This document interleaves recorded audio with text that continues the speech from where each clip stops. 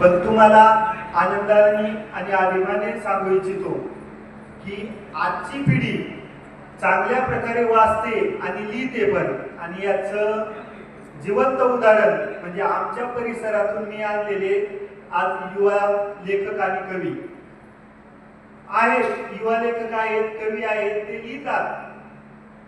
बरेच कवी मला येऊन विचारतात की पुस्तक कसं करायचं, त्याचं प्रकाशन कसं करायचं. मी त्यांना एकच सांगतो, दारुड्याला कधी सांगावं लागत नाही की कुठं भेटते म्हणून.